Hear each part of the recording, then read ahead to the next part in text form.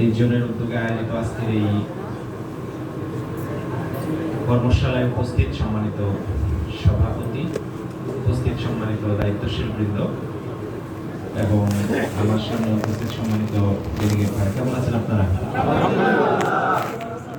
আলহামদুলিল্লাহ, অনেকদিন পর এরকম আমরা একসাথে সমবেত হতে পেরেছি, এই জন্য কালিমাতুশ শুকর আদায় করছি। আলহামদুলিল্লাহ, আমাদের আন্দোলনের বৈশিষ্ট্যটাই এরকম যে পরিস্থিতি যাই হোক না কেন আমরা আছি এবং আমরা থাকবো ইনশাআল্লাহ। বরঞ্চ আমরা এরকম করে বলি যে আমাদের বিগত প্রায় শতাব্দী ধরে আমরা এই জমিনে আছি। একটা সময় আমরা খুবই ক্ষুদ্র পরিসরে ছিলাম। আজকে বাংলাদেশের প্রতি ইঞ্চি মাটি ফিল করছে এদেশে ইসলামের বিজয় কতটা জরুরি, এবং এটি অনিবার্য দাবি। আজকে আমরা ইসলামী আন্দোলনের জন্য কাজ করছি বলেই বাংলাদেশে এই প্রেক্ষাপটটি তৈরি হয়েছে বা এই পরিস্থিতিটি তৈরি হয়েছে যে ইসলামের বিরুদ্ধে কেউ কোনো কথা বললে মানুষের মধ্যে একটা সেন্টিমেন্ট তৈরি হয়। এটি আমি মনে করি আমরা যারা ইসলামী আন্দোলন করছি তাদের অবদান। এটিকে কেউ আমরা বলবো না বারবার, মানে বলে পরিচিত করাবো, বিষয়টা এরকম নয়। কারণ আমরা এই পর্যন্ত যে এসেছি কাউকে বলে কয়ে আসিনি। আমরা যদি কাউকে বলে থাকি সেটা একমাত্র আমাদের রব মহান আল্লাহ রাব্বুল আলামিনকে বলেছি। সুতরাং আল্লাহর ইচ্ছায় আল্লাহর জমিনে আমরা কাজ করছি এবং একইভাবে আল্লাহর ইচ্ছায় এই জমিনে আল্লাহর দ্বীন বিজয়ের ক্ষেত্রে আমরা ভূমিকা পালন করব ইনশাআল্লাহ। এখন আমরা কিন্তু আমাদের ওয়েটটা বুঝতে পারছি না। আমাদের কর্মতৎপরতা সংক্রান্ত বিষয়ে আমার কাছে মনে হয়েছে যে আমরা যারা মাঠ পড়তে দায়িত্বশীল তারা বুঝতে পারছি না। এটা বোঝার জন্য আমাদেরকে একটু আন্তর্জাতিক পরিমণ্ডলে খোঁজখবর নিতে হবে। দেখবেন যে আন্তর্জাতিক পরিমণ্ডলে বিভিন্ন দেশে বিভিন্ন সংগঠন তারা আমাদের নিয়ে যে মূল্যায়নটা করছে এটি হলো রিয়েল মূল্যায়ন। আল্লাহ রাব্বুল আলামিন যে বিষয়টি আজ থেকে 1450 বছর আগে বলেছেন সেই বিষয়টি আমাদের সামনে এখন একদম বাস্তব প্রমাণ হিসেবে উপস্থাপন হয়েছে। উত্থান পতন যে একটা বিষয় আছে সেটি কিন্তু আল্লাহ রাব্বুল আলামিন অনেক আগেই বলে দিয়েছেন। সুতরাং আজকে আমরা এই দীর্ঘ পরীক্ষার পর একটি স্টেবল পরিবেশের দিকে যাচ্ছি। হ্যাঁ, মনে হতে পারে যে আমরা আজকে ক্ষমতায় যেতে পারি নাই। ক্ষমতায় যেতে পারি নাই ঠিক, কিন্তু ক্ষমতায় যাওয়ার জন্য আমাদের যা যা প্রয়োজন সেগুলোর প্রস্তুতির পর্বে আমরা চূড়ান্ত জায়গায় চলে এসেছি। এখন আমাদের দায়িত্বটা দ্বিমুখী। এতদিন তো একমুখী কাজ ছিল আমাদের জন্য, শুধু সাংগঠনিক ফরম্যাটে আমাদের চলাফেরা যাতায়াত ছিল। আমার কাছে মনে হচ্ছে যে সীমিত পরিসরে আমরা সামাজিক কার্যক্রম করার সুযোগ পেয়েছি বিগত সময়ে বাধা বিপত্তির কারণে। এখন আমাদের জন্য ব্যাপক ভিত্তিক সামাজিক তৎপরতার সুযোগ চলে এসেছে, সেটা আমাদেরকে ব্যাপক ভিত্তিকই কাজে লাগাতে হবে। আমাদের এই সংগঠনে এখন মৌলিক কিছু কর্মসূচি রিসেন্ট দেখবেন যে হাতে নেওয়া হচ্ছে। শুনতে একই রকম মনে হলেও, কারণ এই কর্মী গঠন আপনি আগে করেন নাই, ইউনিট গঠন কি বলেন, এইগুলো তো আমাদের হলো যে যুগ যুগ ধরে এই নামে শিরোনামে এই কর্মসূচি চলছে। বাট আমি মনে করি যে শিরোনাম যাই হোক না কেন একই ধাঁচের একই ধরনের হলে চলবে না। আমি 24-এর গণঅভ্যুত্থানের আগে বা 26-এর ইলেকশনের আগে যে কায়দায় করেছি এই কাজগুলো এখন একই কায়দায় করলে চলবে। এখন এটা ব্যাপকতা প্রয়োজনীয়তা আমাদের জন্য খুব বেশি জরুরি হয়ে পড়েছে ভাববার, এবং এটা ভেবেই আমাদেরকে সিদ্ধান্ত নিতে হবে। একটা সময় আমরা কাজ করেছি, আমাদের কিছু লোককে আমরা অ্যাকোমোডেট করে একটা মিটিং করেছি, বসে গেছি নাকি। এখন সেখান থেকে একটু বের হয়ে আমাদের সকল মানুষকে অ্যাকোমোডেট করার পর্যায়ে চলে আসতে হবে। আলহামদুলিল্লাহ আমরা সেই কাজে 2026-এর 12 ফেব্রুয়ারি ইলেকশন আগ পর্যন্ত মাঝখানে কয়েকটা মাস, বিশেষ করে একটা মাস, লাস্ট মাস, আমরা যে তৎপরতা চালিয়েছি তার ভিত্তিতে একটা বিরাট সংখ্যক মানুষ আমাদের সাথে যুক্ত হয়েছে। আমি এর আগেও একবার বলেছি যে যারা আদর্শিক ভোটার, এবং এই আদর্শিক ভোটার আমার কাছে মনে হয়েছে যে জামাত ইসলামী যে বিগত সময়ে আদর্শিক ভোটার করার ব্যাপারে, আদর্শিক ভোটার যোগাযোগের ব্যাপারে দৃষ্টিভঙ্গি পেশ করতো, তার চেয়ে একটা ব্যতিক্রম। আদর্শিক ভোটারের এবার ব্যতিক্রম। আমি আমার নির্বাচনী এলাকাগুলোতে গিয়ে এই কথাগুলো বলি, আমাকে ভোট দিচ্ছেন, আমার দেখছেন, মানে আমি এমন এমন এলাকায় এখন যাচ্ছি যে রাস্তা দিয়ে আমি কোনোদিন যাইনি। আমি জিজ্ঞেস করলাম আমার দেখছেন, না না আপনাকে আমি দেখবো, প্রথম আসলাম, প্রথম আসলাম। আমার নাম জানেন, নাম জানি ভোট দিচ্ছেন আমার, একবার তাও জানতাম না। আপনি কেন ভোট দিয়েছেন সেটা উত্তর জানেন না, বলতেছেন অথবা বলতে পারতেছেন না। আপনি ভোট দিয়েছেন হলো ইনসাফের পক্ষে, ন্যায়ের পক্ষে। আপনি ফিল করেছেন যে ব্যক্তি যেই হোক না কেন, তার চেহারা যেরকমই হোক না কেন, আমরা তার মাধ্যমে একটা পরিবর্তন আনবো। তাহলে আপনি এতদিন আদর্শিক ভোটার খালি শুনছেন, যারা মনে প্রাণে একটু ইসলাম চায়, ন্যায় ইনসাফ চায়, এরকম। কিন্তু এবার জেনে বুঝে দৃঢ়তার সাথে আপনাকে না দেখে, নাম না জেনে ভোট দিয়েছে। আমি না হয় আমি 1,30,000 ভোট পাইছি, এখানে যে ভোট পাইছেন এটা সংখ্যায় কম। ওই সংখ্যক লোকদেরকে আমাদের কমপ্লিট করতে, ইভেন শুধু ওই সংখ্যক লোক না, যারা তাদেরকেও ভোট দিয়েছে তাদের মধ্যেও একটা বিরাট সংখ্যক লোক আছে, তারাও আমাদেরকে মনে প্রাণে চেয়েছে। নৈতিক কি বলে নানান কারণে তারা আমাদের সাথে আসতে পারে নাই, এবং একটা বড় সংখ্যক লোক আছে তারা চুপ থেকে ছিল যে আমি কিছুই করব না। ওই সকল লোকের কাছে এখন এই মুহূর্তে আমাদের জন্য যাওয়াটা জরুরি হয়ে পড়েছে। এবং আমি মনে করি যে এই মুহূর্তে আমাদের সংগঠন যে এই কর্মী গঠন মাস্টার দিল, এখানে খেয়াল করা দরকার আমাদের ওই জায়গাগুলোতে, আমাদের বিশেষ করে ইলেকশনের সময়গুলোতে আমাদের হয়ে কাজ করেছে বিগত দিনে। আপনি যাদেরকে পান নাই কিন্তু এখন পেয়েছেন, ওই লোকদেরকে আগে সাংগঠনিক শৃঙ্খলার আওতায় অতি দ্রুত আনতে হবে। সহযোগী সদস্য হয়েছিল, আমরা তো অনেক কর্মী, অনেক গ্রুপ আমরা আছি, দায়িত্বশীল আমরা আছি, হয়তো দেখা গেছে যে ওই সহযোগী সদস্যের যে ভূমিকা আমার চেয়ে আরো ভালো, ওই ভাইদেরকে এখন খুঁজে খুঁজে বের করে নিয়ে এসে মাননের আওতায় আমাদের নিয়ে আসতে হবে সম্মানিত ভাইরা, এবং তাদেরকে আমাদের সাংগঠনিক শৃঙ্খলার আওতায় নিয়ে আসতে হবে। আমাদের তো দুইটা পন্থা আছে নাকি, একটা হলো আমাদের ইউনিট তৈরি করতে হবে, সরাসরি সাংগঠনিক ইউনিট, আর একটা হচ্ছে দাওয়াতি ইউনিট। সব লোক কর্মী নাও হয়ে যেতে পারে, কিন্তু আমাদের দাওয়াতি ইউনিটের আওতায় থাকলে তো অসুবিধা নাই। বরঞ্চ আমাদের দাওয়াতি ইউনিটটা আমার কাছে মনে হচ্ছে যে এই সময়ে, বর্তমান সময়ে বড় বৃহৎ দাওয়াতি ইউনিটে পরিণত করা সম্ভব। এই জন্য একটা পূর্ণাঙ্গ কমিটি আকারে আমি মনে করি যে নিয়ে নেওয়া দরকার, এবং এর মাধ্যমে আমার বিশ্বাস যে আমরা আমাদের সাংগঠনিক বিস্তৃতি, আমাদের যে একটা স্ট্রেংথ আছে, সেটা আমরা জানান দিতে সক্ষম হবো ইনশাআল্লাহ। সম্মানিত দায়িত্বশীল ভাই, যুগের পরিবর্তন হয়েছে বলবো না, কারণ এখন সমাজটা জানি না। যুগের পরিবর্তন হবে এবং বাংলাদেশের মানুষের চিন্তাধারা আরো ব্যাপক পরিবর্তন হবে।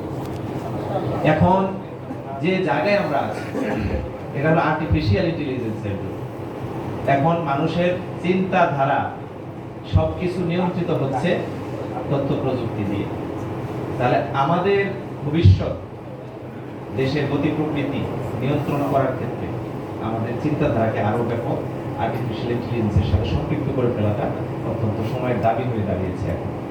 এখন আমরা যারা সংগঠনের দায়িত্বশীল আছি, ওই যে কায়দা কানুন যেগুলো আমাদের আছে আগের মতোই, সপ্তাহে একটা সুযোগ পাইলে একটা বৈঠক করলাম নাকি, এনো 6 মাসে 1 বছরে একটু বৃদ্ধি করলাম, যে অভিযান আসবে, এখন অভিযান আসলে একটু ঠিক আছে, আগে ছিল 200, এখন একটু 50 টাকা বাড়াই দিলাম। এই ধাঁচের কার্যক্রম দিয়ে আপনি বলেন তো মানুষের মনে কাজ করতে আমরা বুঝতে পারবো? আমার কাছে তো মনে হচ্ছে এই যে এখন যে আমরা বিরোধী অবস্থায় আছি, সরকারি দল একদিকে টেন্ডারবাজি, চাঁদাবাজি আছে লেভেলে, আরেক দিকে লুটপাট, সরকারি বাজেটের লুটপাট। এগুলোর মোকাবেলায় যাতা করে পিষ্ট হয়ে ক্ষতিগ্রস্ত হচ্ছে সাধারণ মানুষ। ওই সাধারণ মানুষগুলো এখন আমাদের কাছে আসে। এটা কি আপনাদের কাছে ক্লিয়ার কিনা? ওই সাধারণ মানুষগুলো এখন আমাদের কাছে আসবে আস্থার জায়গা হিসেবে। এখন আমি সেই আস্থার জায়গায় তাদেরকে তো ফিরিয়ে দিতে পারবো না। তাহলে ফিরিয়ে দিতে না পারলে, ফিরিয়ে দিতে না চাইলে আমাকে তাদেরকে কাছে টেনে নিতে হলে আমার যে কাঠামো, জনবল, আর্থিক অবস্থা, এটা দিয়ে তো সম্ভব না। মানে আমি ওই জন্য বলি যে মানুষের প্রয়োজনে যেহেতু আমাকে এই পৃথিবীতে আনা হয়েছে, সুতরাং মানুষের প্রয়োজন পূরণের জন্য আমাদেরকে প্রস্তুতি নিতে হবে। অনেক বড় সংগঠন তৈরি করা, অনেক জনশক্তি নিশ্চিত করা, অনেক ফাইন্যান্স নিশ্চিত করা, এগুলো এখন সময়ের দাবি। এখন আপনি বলেন যে আমরা এই সীমিত সংখ্যক রূপণ দিয়ে, কর্মী দিয়ে কয় টাকা আমাদের ডোনেশন হচ্ছে, কি বলেন আপনাদের বাইতুল মাল দিচ্ছেন, এই টাকা দিয়ে হিউজ সংখ্যক মানুষের প্রত্যাশা পূরণ সম্ভব? আমি যদি এভাবে বলি আর কি, যে রিয়েলি এখন যে সিচুয়েশন তৈরি হলো, মানুষ আমাদেরকে যেভাবে চাচ্ছে, সেটার জন্য আমরা এখনো প্রস্তুত হতে পারি না। আমি একটা দিকে বিশেষ করে গুরুত্ব দিই যে আমাদের বাইতুল মালের যে এখন অবস্থা, সামাজিক কার্যক্রমে আমাদের বাইতুল মাল এখন কি, আমার কাছে এটা খুবই মানে অসহায় অবস্থা মনে হচ্ছে। কিন্তু মানুষের তো প্রত্যাশা পূরণ করতে হবে, মানুষের পাশে তো আমাদেরকে দাঁড়াতে হবে। আমি কিন্তু আপনাদেরকে বলবো যে এটা আল্লাহ রাসূল সাল্লাল্লাহু আলাইহি ওয়াসাল্লামের সুন্নাহ। আমি উদাহরণ হিসেবে অনেক জায়গায় দিই, আবু বকর রাদিয়াল্লাহু তাআলা তিনি তার সর্বস্ব দান করে ফেলছেন না, এটাই তো আমরা জানি। এখনো আপনি যাই দেখেন মক্কা, মদিনায়, শুধু আবু বকর রাদিয়াল্লাহু তাআলার নামে কতগুলো ওয়াকফ এস্টেট আছে। ওই পরিমাণ প্রপার্টি অর্জন করতে হয়েছে তাদেরকে ইসলামকে এস্টাবলিশ করার জন্য। আমরা শুধুমাত্র এই মুসলিমেও কয়েকজন মিলে যদি খালি মনে করি যে আমরা আমাদের এই বিরাট ইসলামিক স্টেট কায়েমের স্বপ্ন বাস্তবায়ন করবো, এটা দুর্বল হবে। এজন্য একদিকে সংগঠন বৃদ্ধি করা, জনশক্তি বাড়ানো, এয়ানত বাড়ানো, এইগুলোর দিকে আমাদের মনোনিবেশ বেশি করতে হবে। আপনার মনে হতে পারে যে এই টাইপের কথা এখন এসে কেন বলতেছে, নির্বাচন বছর হয়ে গেছে, এখন আবার কি কোনো জরুরি কালেকশনের জন্য উদ্যোগ নিচ্ছেন কিনা? ইয়েস, অবশ্যই নেওয়া উচিত, এবং এটা আপনাকে ফিল করতে হবে, আমাকে ফিল করতে হবে, এটা আমাকে ফিল করতে হবে, এটা আমাকে ওই উদ্যোগগুলো নিতে হবে, চিন্তাগুলো বের করতে হবে আমার থেকে। বেটার ওয়ে কি হতে পারে সেটা আমাদের খুঁজে বের করতে হবে। আমাদেরকে সংসদে সদস্য হিসেবে বেশ ভালো একটা ইয়ে দেয়, কি বলে সংসদীয় ভাষায় পারিতোষিক, রাষ্ট্রীয় ভাষায় পারিতোষিক, ওই সেটা তো আমরা হাত দিয়ে ধরে দেখতে পারতেছি না। কোনো এটা নিয়ে আক্ষেপ আছে আমাদের? আমার কোনো সংসদ সদস্যকে আমি এখন পর্যন্ত দেখি নাই জামাত ইসলামী এটা নিয়ে তাদের কোনো আক্ষেপ আছে। কারণ সে যখন এলাকায় যাচ্ছে, শুধু সরকারি বাজেটে তার সম্ভব হচ্ছে না সমাধান করা। তাহলে আমার সংসদ সদস্যরা এই লাখ লাখ টাকা পারিতোষিক পাচ্ছে, এটাও দিয়ে দিচ্ছে, আমাদের সংগঠনের বাইতুল মাল এটাও দিয়ে দিচ্ছে, সরকারের বরাদ্দ সেটাও দিয়ে দিচ্ছে, তারপরেও যেহেতু আমাদের দেশের মানুষের প্রত্যাশা পূরণ হচ্ছে না, এরপরে কি রাগ করে আমরা এলাকা থেকে চলে যাব? এটার নামই জামাত ইসলাম। যে তারা এই জনগণকে, এই দেশকে, এই মাটিকে ভুলে যাবে না, এই মাটিকে ভালোবেসে, জনগণকে ভালোবেসে অন্য কি পন্থা আছে সেটা আবিষ্কার করবে, সেই পন্থা নিয়ে সামনের দিকে আমরা আগাবো ইনশাআল্লাহ। টার্গেট আমাদের একটাই, আমরা এই পৃথিবীতে উপরে যা দিতে আসি, এবং এখান থেকে আমাদেরকে কটাক্ষ করে, নানান ভাবে ব্লেম দিয়ে, নানান কথা বলে যাই করা হোক না কেন, কোনো কাজে আসবে না। এগুলো স্লিপ অফ টাং, নানান ভাবে আমাদের ব্যাপারে নেগেটিভ কথা, প্রপাগান্ডা, আমরা সংসদে কোনো ভূমিকা রাখতেছি না, ইত্যাদি ইত্যাদি, কি বলেন আপনারা? এগুলো হচ্ছে তো নাকি? হবে, বাট আমরা এগুলো গায়ে মাখাচ্ছি না। কারণ ভূমিকা রাখছি কি না রাখছি সে ফয়সালা তো করি আমি রাতের বেলা আল্লাহ রাব্বুল আলামিনের সাথে, এবং আমার জনশক্তি আমাকে জাজ করে, আমাকে পরামর্শ দেয়, আমাকে সংশোধন করে। সুতরাং সেই সংশোধনী নিয়ে, সেই সহযোগিতা নিয়ে আমরা সামনের দিকে এগিয়ে যাবো ইনশাআল্লাহ। সম্মানিত দায়িত্বশীল ভাইরা, এই জন্য আমি মনে করি যে আমাদের এখন সাংগঠনিক স্ট্রাকচার, সাংগঠনিক কাঠামো যেভাবে আছে, অথবা আমাদের সাংগঠনিক এনগেজমেন্ট যেভাবে আছে, প্রয়োজনে আপনারা প্রত্যেক ওয়ার্ডে ওয়ার্ডে বসেন, প্রত্যেক ওয়ার্ডে ওয়ার্ডে বসেন। বেটার কি করণীয় আছে? আমাদের তো একটা গঠনতান্ত্রিক, এরপর হলো যে কিছু গঠনতন্ত্রের বাইরেও কিছু কালচার আছে, সেই কালচারগুলো নিয়ে আপনারা মূল্যায়ন করেন, পুনর্মূল্যায়ন করেন। এটা সময়ের দাবি। আমরা যেটা বলছি সবকিছু কিন্তু গণতন্ত্রে নাই আমাদের, নাকি? এখন বাস্তবতা এগুলো গণতন্ত্রে নাই। এই বাস্তবতার নিরিখে আমাকে সিদ্ধান্ত নিতে হবে। আমরা অনেক সময় বলি কি, আমাদের কিছু জনশক্তি আছেন যারা সময় দিতে পারছে না। কেন কেন সময় দিতে পারছে না? কি তার কি? আমরা তো বলেছি আমাদের সংগঠনের স্ট্রাকচারটা এরকম যে আমরা পানির মতো যখন যেখানে যেভাবে সেট হয়ে যেতে পারি। হ্যাঁ, আমি সময় দিতে না পারার তো কোনো কারণ দেখি না। আল্লাহ বলে দিয়েছেন আমাকে আমার জীবন সময় যা কিছু আছে লিল্লাহি রাব্বিল আলামিন। তো এটা তো আমি বলে শপথ নিয়ে আসছি এখানে। সেই শপথ নেওয়ার পর এখন আমি কি সময় দিতে পারবো না পারবো সেটা নিয়ে তো আলাদা করে বিশ্লেষণ হওয়ার সুযোগ নাই। এখন আমাকে একটা সিস্টেমে ফেলতে হবে। যদি আমার জব থাকে সেটা সিস্টেমে ফেলতে হবে, আমার ব্যবসা, আমার অন্য যত এনগেজমেন্ট আছে সবকিছু সিস্টেমে ফেলতে হবে। আলোচনায় আসতে হবে, ফ্যামিলি, বাচ্চা, ভাই বোন ইত্যাদি ইত্যাদি সবকিছু আমাকে সিস্টেমের মধ্যে নিয়ে আসতে হবে। একটাই তো সিস্টেম, ইন্না সলাতি ওয়া নুসুকি ওয়া মাহইয়ায়া ওয়া মামাতি লিল্লাহি রাব্বিল আলামিন। আমার তো অন্য কোনো সিস্টেমের দরকার নাই। যখন আমি সবকিছু দিয়ে দিয়েছি তখন আমাকে সবকিছু এখানে সেট করতে হবে। এবং একইভাবে আমার প্রত্যেকজন দায়িত্বশীল ভাই, প্রত্যেকজন জনশক্তিকে এই সেটআপের মধ্যে নিয়ে আসতে হবে। কেউ যদি বলেন, আমি একটু নিজের দিকে দোষ দিচ্ছি, আমাদের দিকে আমরা বলি যে উনি প্রোগ্রামে আসেন না, সময় কোনো ব্যস্ততা, ওই প্রোগ্রামের পরেই তার সাথে কন্ট্যাক্ট করতে হবে আমাদের।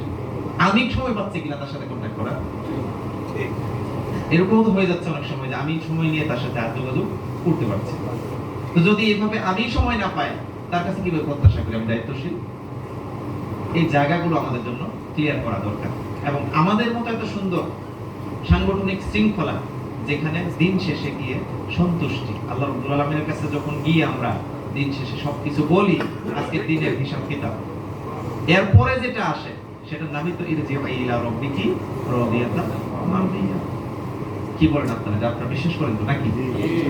এই আয়াতের উপর আমরা ঈমান এনেছি যে হ্যাঁ, আজকে যা কিছু করেছি তাহলে আমরা দিন শেষে পরের দিনটা যখন শুরু করি একটা স্বস্তির দিন হিসেবে, ফ্রেশ দিন, নিউ ডে হিসেবে আমরা রান করি দিন। তাহলে আমার কোনো ভাই যদি নিষ্ক্রিয় থাকেন, দুর্বল থাকেন, তার সাংগঠনিক প্ল্যান নাই, ব্যক্তিগত প্ল্যান নাই, এটি যদি হয়ে থাকে তাহলে তাকে নিয়ে বসতে হবে আমাকে, এবং এই সময় আমাকেই বের করতে হবে। কারণ আমি এটা বুঝেছি আমার বয়ে কি, আমার করণীয় কি। সম্মানিত দায়িত্বশীল, এভাবে আমরা ফিল করছি এই ময়দানটাকে আমরা একটি কাঙ্ক্ষিত ময়দানে পরিণত করব ইনশাআল্লাহ। সোশ্যাল মিডিয়া, নানান ধরনের অ্যাক্টিভিটি, নানান ধরনের কথাবার্তা, নানান ধরনের ন্যারেটিভ এখন প্রচলিত আছে জামাত নিয়ে নেগেটিভ কথা। বাট আপনি এটা নিশ্চিত থাকেন, যত দিন যাচ্ছে জামাত ইসলামের সহযোগী সদস্য বহু করে বাড়ছে, বহু করে বাড়ছে। এবং সেই অ্যাক্টিভিটি আমাদের ভোটের ময়দানের পরিস্থিতি আগামী দিনে একেবারে রেডিক্যালি চেঞ্জ করে দিবে ইনশাআল্লাহ। আমরা এটা ফিল করছি, আমরা বুঝতে পারছি। আমি আবারও বলছি, আমাদের বিদেশি ভাইরা, অন্য দেশে যারা রাজনৈতিক কার্যক্রম চালান, আন্দোলন করে, তাদের দৃষ্টিভঙ্গিগুলো এটা জামাত ইসলামের ব্যাপারে, বাংলাদেশের ব্যাপারে, আমাকে সেটা ওন করতে হবে এবং আমাকে সেটা নিয়ে প্ল্যান করতে হবে। আমাদের একটা বার্ষিক প্ল্যান আছে এবং এই মুহূর্তে একটা কর্মসূচি আসছে। আমরা কেন জানি মনে হচ্ছে শুধুমাত্র এই সার্কুলারের আনুগত্য করতেছি, বার্ষিক প্ল্যানের কোনো আনুগত্য আমাদের নাই। আমাদের যে একটা বার্ষিক প্ল্যান আছে নাকি, প্রত্যেক রোপণ আমরা, আমাদের একটা রোপণ বৃদ্ধির টার্গেট থাকবে, তরুণ বৃদ্ধির টার্গেট থাকবে, এবং এটা আমরা বছরের শুরুতে মোটামুটি ভাগ বাটোয়ারা করেও দিয়েছি। আলাদা করে এখন আমাদের একটা অভিযান চালাইলে কেবলমাত্র আমরা টার্গেট করছি, এবং আমরা অনেক ক্ষেত্রে বক্তব্য দিতেছি এখন যে সারা বছর দিতে পারতেছি না, তাহলে এই অভিযানের মধ্যে আমরা ওই বার্ষিক পরিকল্পনাটা ফুলফিল করি। সম্মানিত ভাই, যে ভাষাই বলেন, যেভাবেই বলেন না কেন, কাজটা করতে হবে, এটাই হলো বিষয়। আমার টার্গেট ছিল বছরে একটা ইউনিট বৃদ্ধি করতে হবে, আমি রোপণ হিসেবে, দায়িত্বশীল হিসেবে, সেটা